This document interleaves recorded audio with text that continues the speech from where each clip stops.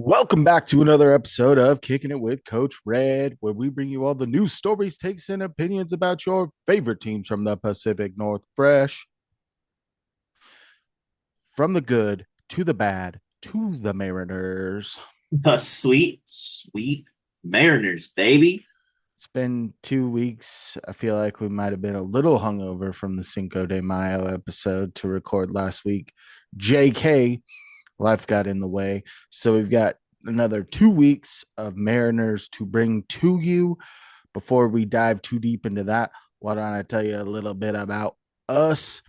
If you're looking for a guy that just like his favorite Zen flavor is going to be nice and chill, going to have a little bit of amp up, but through the good and the bad, I'm going to give you a positive spin and negative spin, but not blow it out of proportion. Just going to stay pretty chill. And if you're looking for a guy like that, you're looking for a guy like me, your boy, Coach Red.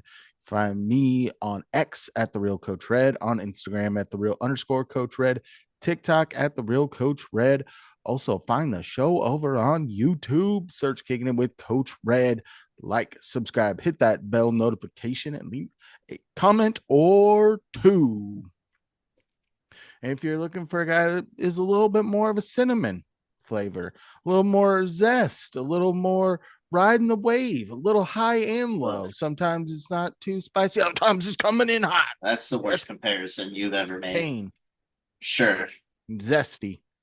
Wow, I am a habitual copies in I user. didn't say which one you used. I said which one you were most like. All right. Cinnamon. Sure.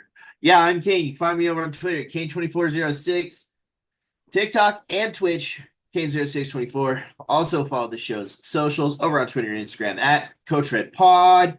Boss, boss, boss. Do it, freaking do it. Over the last 2 weeks, the Mariners, although there were some highs and some lows, they came out at 500 baseball, 2-1 against the Sacramento A's in Sacramento. Get swept by the Blue Jays at home for the first time in a long time.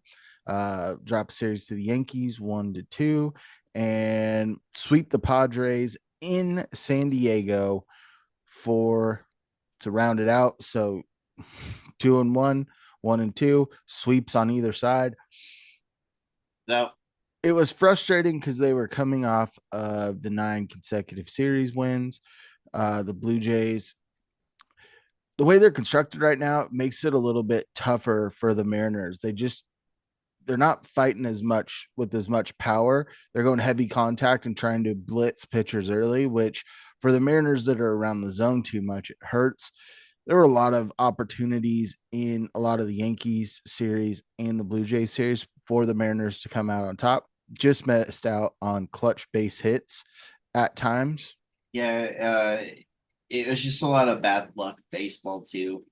It seemed like starters were getting just people going first pitch on a lot of guys, and they were tough series to watch for sure. But go down to San Diego, team that's pretty hot, very, very good record on the year in a tough division.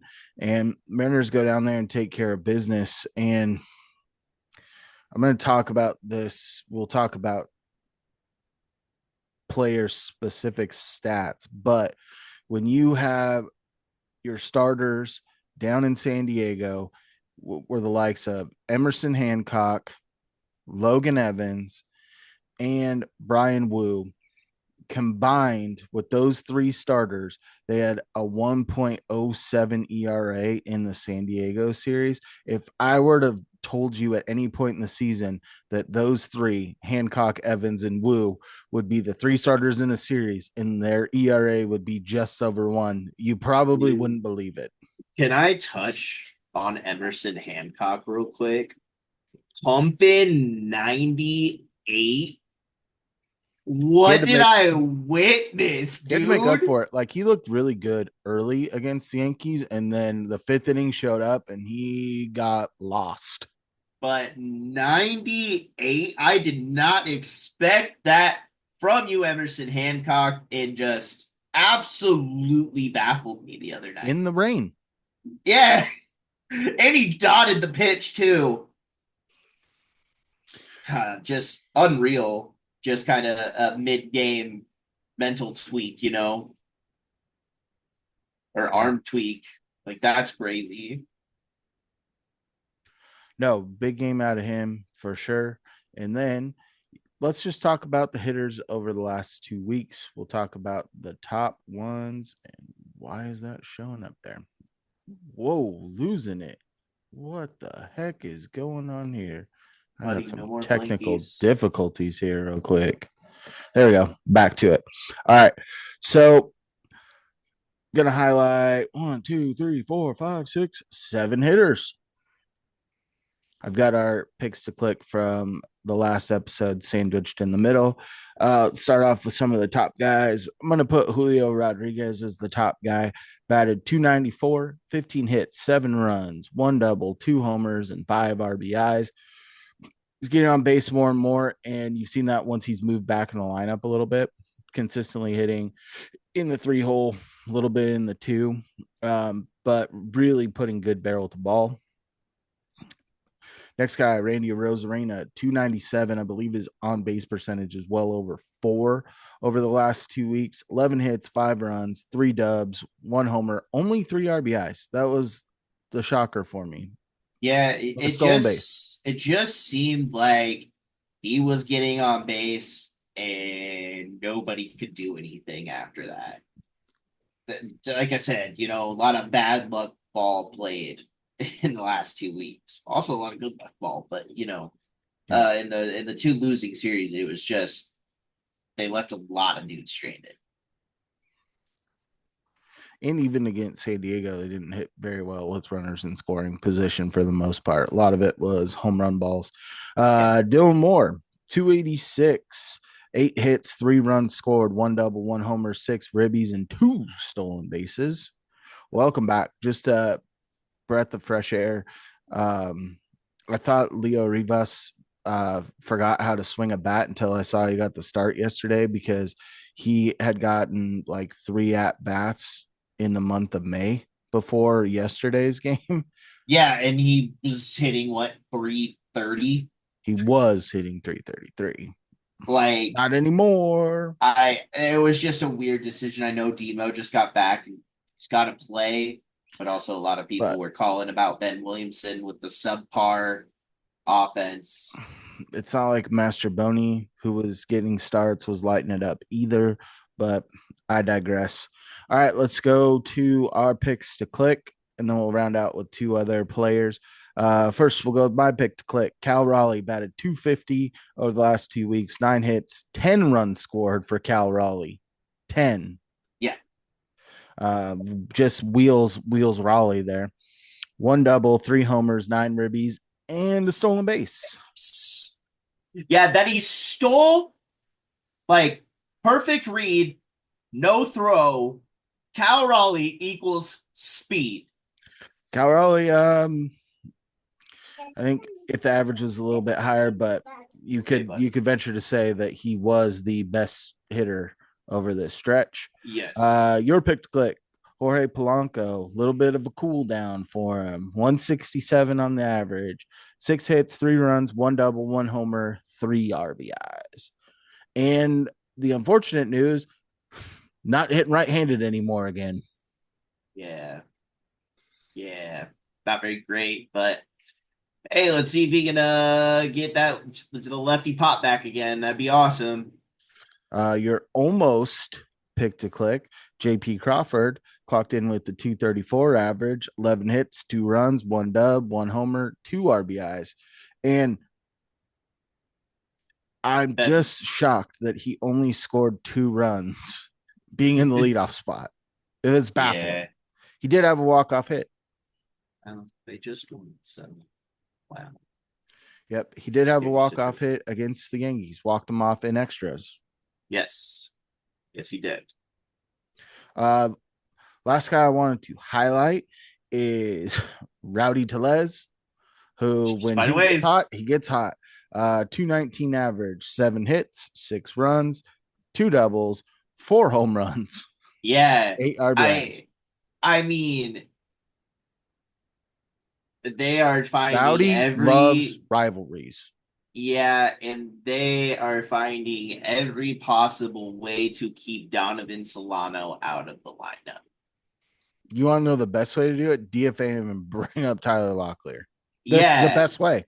yeah, exactly. I mean, If the Dodgers can DFA Chris Taylor, who's been a staple with them for a long time because he's underperforming, there's no reason that Donovan Solano, who's been here for not very long, can go hit trails. yeah, like it. I mean, Tyler Locklear, I believe, in up to this point, is still hitting around 300. Yep.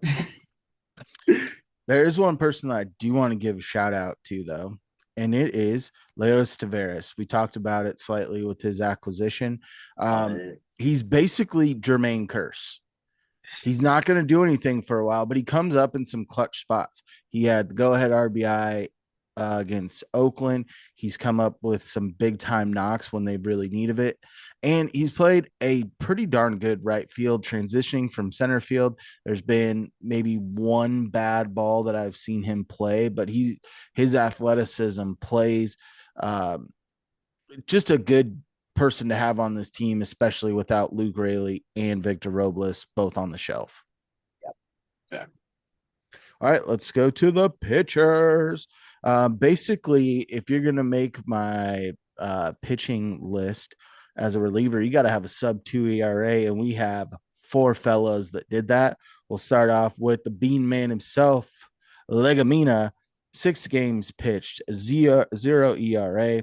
I will say there are a few runs that were scored against these guys, but none of They're them were earned inherited. Isn't or that the correct word? nope, Inherited or extra innings? nope. I guess it could be inherited if it was extras, but or unearned runs. Sure. So Legmina, 6 innings pitched, gave up 2 hits, 4 walks, 7 Ks, was 1-1 over the 2 week span. And Dan Wilson goes to him whenever, and his durability's been good. His ability to get extra innings, I feel like, has been good as well. Um, just a solid player for this team right now. Yeah, he actually has pitched pretty solid. The fastball's been moving, his off speed's been moving, striking dudes out. That's for a certain. They're not scared to use him in high leverage, and I feel confident when he comes into a game, especially when they're pitching at T-Mobile. Speaking of someone who I'm very happy to announce is on this list for the first time, and it's a leverage arm, and it is Matt Brash. 4 games, zero ERA, three and 2/3 innings pitched, 2 hits, 2 walks, 5 Ks. Can we talk about how silly he made Judge look? Dude, Oh, Matt Brash is so good. And I think that so good. he's pitched in one non-leverage. Like every time that he's been put in, I think outside of one game, they've either been within one run or tied. Yeah, and he's coming and just dealt, dude. Oh boy, Matt Brash is back. It's so good to have him back. Some guy they haven't left, and that's Andres Munoz. Still rocking a 0 ERA, 4 1/3 innings pitched, 2 hits, 1 walk, 7 Ks, 2 saves. He did have 2 blown saves. One was an unearned run, and the other was an inherited run, but no losses for him. Yeah, Those. Mooney still He has 0 ERA. He's the best reliever in all of baseball. he I'll is say it. I'll still say it. I said it. nasty. He's the best reliever I in all of baseball. and His nobody's and I and No one's there's touching his there slider. no It's the best yeah, pitch in baseball. and he's still not getting talked about enough. Not even close. Like not getting talked about enough. Well, a guy that we Greatly. don't usually talk a ton about, Bizarro makes the list. Yeah. 4 games pitched, 1.59 ERA, 5 and 2/3 innings pitched, 5 hits, 1 run, 3 walks, 6 Ks, and got a win sprinkled in He's there. no longer in jeopardy of being cut from this bullpen. Um, I think he's cemented himself. It looks much improved since last year. And I think when I said it last year and you flamed me for it, that was kind of the switch where he started to look good. Yeah, just had to put a little pressure on him. Yeah. But Bizarro's been pretty fun to watch this year too. All right, let's go to the starters. We'll start it off with our two picks to click. I'll start with mine, which is Luis Castillo. Pitched 2 games, had a 4.91 ERA, 11 innings pitched, 13 hits, 6 runs given up, 4 walks, 9 Ks, 1 loss, one no decision. Um, then we're going to go to your guy, Brian Wu. 2 games pitched, Woo-hoo. 2.79 ERA, 19.1, 19 and a third inning pitch, 17 hits, 6 runs, same as Castillo, but his ERA is a lot lower. Here's why: 1 walk, 17 Ks, 1-0 record on the 2 week span. Yeah, Brian Wu is absolutely filthy.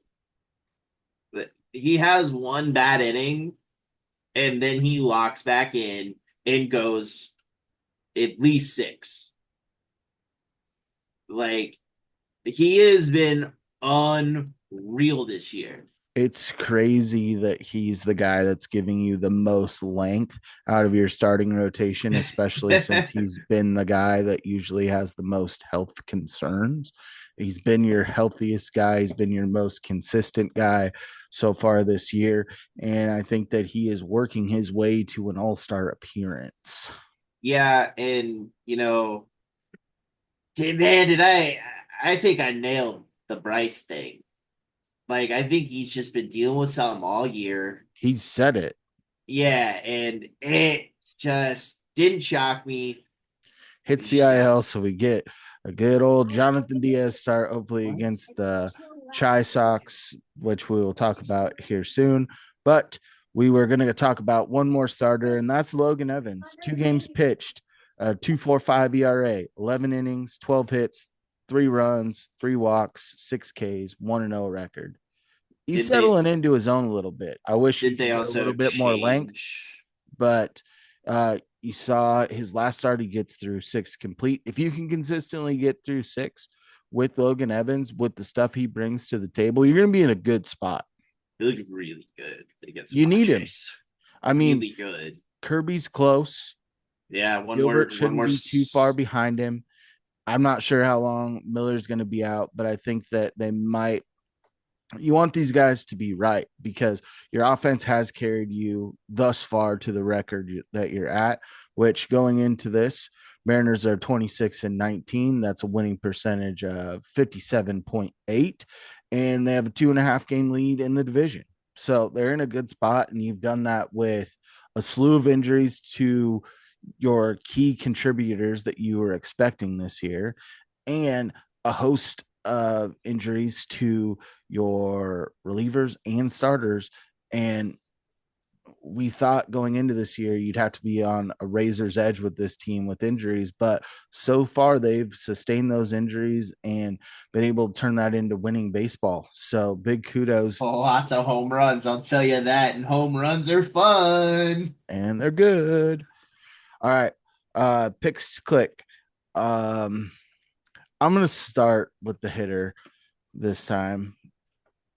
Usually I let you do it, but you get to That's go on. fair. My pick to click this week is going to be Julio Rodriguez. I think he's going to have a big week. I think he might even hit a grand slam this week. So give me Julio Rodriguez to really ratchet it up against the White Sox and the Wow. Astros. All right. So you're just gonna do me like that. All right. Yep, All right. Cool. I wasn't gonna pick Julio. that's fine. I also feel that's cheating. That is Well, cheating. Should have recorded earlier. well, I Um, think he's gonna have a big. I think he's gonna have a big week. it's pretty good swing. Yeah, I didn't really think about this much. I've had kid duty since got home, but if I'm gonna put money on it, if I'm gonna put my stamp on it, give me Big Dumper. Just give me Big Dumper back to back weeks.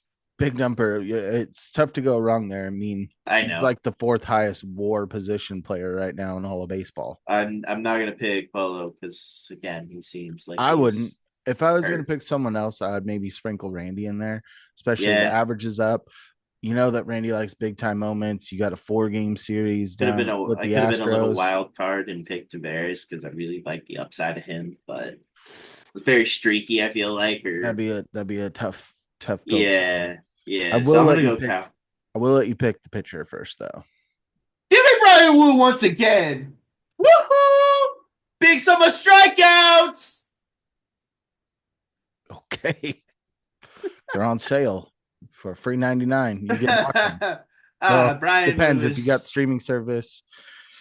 You're looking at about $20 a month.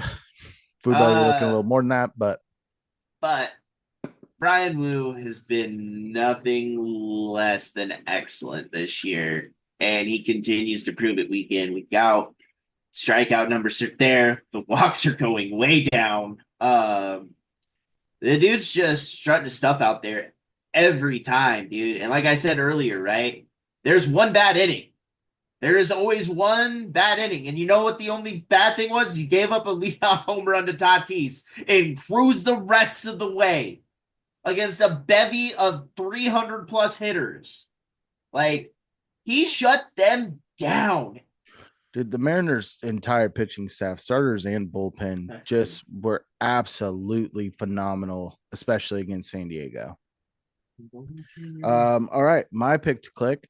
You might call this cheating, but it was one of the guys that I had circled anyways, and you picked Will. It's Luis Castillo. I think that he's Yeah. going to have a nice, strong outing against the White Sox.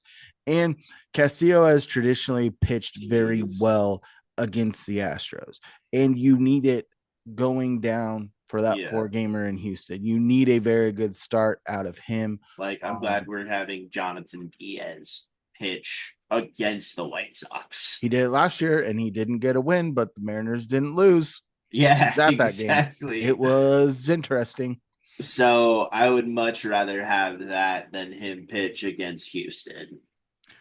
Yeah, and then we've danced around it. Upcoming series this week at Chicago with the White Sox team that is, I would say, Very good. They're better.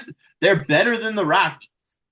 well, they might be better than they were last year, but I don't know. I think they have less talent, but they're playing more cohesively together.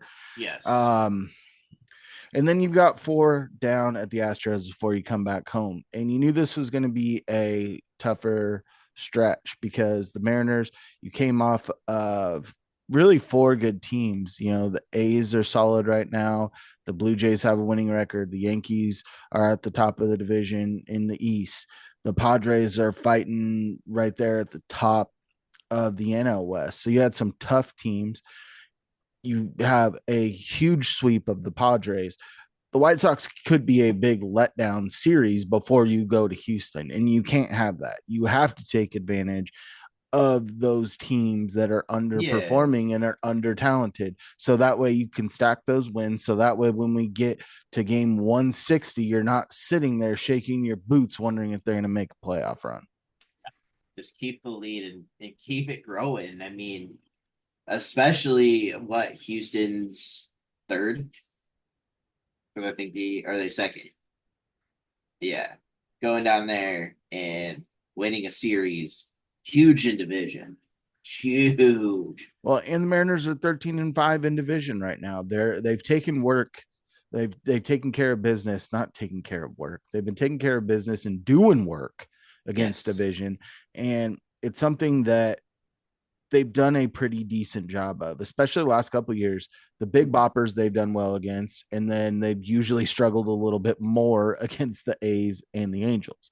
So far, they've been taking care of business. Their worst record is against the A's, but they played them early first series where it was a 2-2 split, and then out of those 5 games, yeah, 3 of the losses are to the A's. So time to go take care of business down in Houston.